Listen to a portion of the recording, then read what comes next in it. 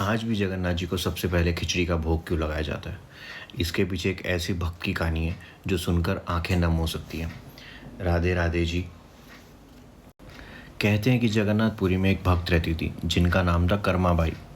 वो रोज सुबह अपने ठाकुर जी के लिए प्रेम से खिचड़ी बनाती और मंदिर भेज देती। पंडित जी उस खिचड़ी का भोग जगन्नाथ जी को लगाते। सालों तक ये चलता रहा, सालों तक। लेकिन धीरे धीरे कर्माबाई बूढ़ी होने लगी, घुटने जवाब देने लगे उनके, चलना मुश्किल हो गया। फिर एक दिन उन्होंने आंखों में आंसू लेकर जगन्नाथ जी से कहा कि लाला, अब मुझसे मंदिर तक नहीं आया जाता।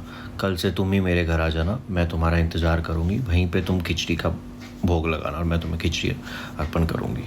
अगले दिन कर्माबाई खिचड़ी बना ही रही थी कि दरवाजे पर एक छोटा सा बालक आया और बोला, अम्मा मुझे भूख लगी है, खिचड़ी खिला दो। तो कर्माबाई समझ गई कि आगे खाना आ गया, तो उन्होंने खिचड़ी उनको खिलाई, खिचड़ी खाई। बालक मुस्कुराया और चला गया। फिर ये रोज़ का नियम बन गया, डेली ऐसे ही चलता रहा। रोज़ वही बालक आता, खिचड़ी खाता और चला जाता। इधर मंदिर के पंडित जी को हैरानी होने लगी कि कर्माबाई इतने दिनों से मंदिर क्यों नहीं आ रही। वो परेशान होने लगे, सोचने लगे। तो उन्होंने ये कि मैं कल सुबह आता उनके घर पहुंच के आऊँगा। तो उन्होंने वहाँ गए वो सुबह। तो अम्मा, आप मंदिर क्यों नहीं आ रही? कर्माबाई बोली कि अब मेरा लाला खुद मेरे घर आ जाता है, मैं उसे यहीं खिचड़ी खिला देती हूँ, तो मुझे मंदिर आने की ज़रूरत नहीं पड़ती। पंडित जी को विश्वास नहीं हुआ, उन्होंने नहीं माना।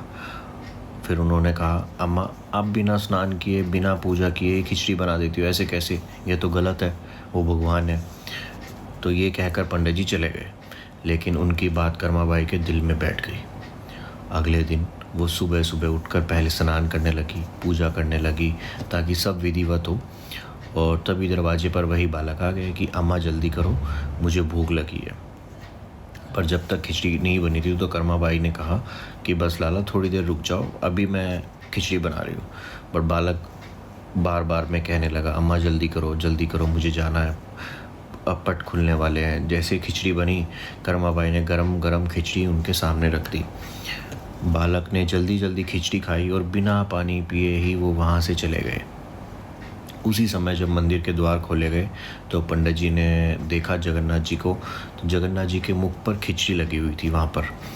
तो जब उन्होंने उसे अपने हाथ से साफ़ करने की कोशिश की, हाथ लगाया, तो खिचड़ी इतनी गर्म थी कि पंडित जी का हाथ जल गया। उस रात पंडित जी को स्वप्न हुआ कि सपने में उन्होंने देखा कि जगन्नाथ जी उनसे कह रहे हैं कि तुमने अम्मा से क्यों कहा कि पहले स्नान करो, फिर पूजा करो, फिर खिचड़ी बनाओ। मुझे उनका प्रेम प्यारा है, मुझे भक्ति भाव में प्रेम चाहिए। तुम्हारे हाथ थोड़े से गर्म से खिचड़ी से जल गए, तो सोचो जब मैंने जल्दी जल्दी में गर्म खिचड़ी खाई, उबलती हुई खिचड़ी खाई, तो मेरा मुख कितना जला होगा। ये सुनकर पंडित जी रो पड़े, खूब फूट फूट के रोने लगे। अगले ही दिन पंडित जी कर्माबाई के पास गए और उनसे क्षमा मांगने लगे, उनके पैरों में गिर के क्षमा मांगने लगे। तब से ये संदेश दिया जाता है कि भगवान को दिखावा नहीं, भक्त का प्रेम चाहिए। और कहा जाता है कि इसी प्रेम की याद में आज भी जगन्नाथ जी को सबसे पहले खिचड़ी का भोग लगाया जाता है। भगवान जी को नियम से पहले भाव प्रिय होता है। प्रेम से कहिए राधे राधे, श्री राधे।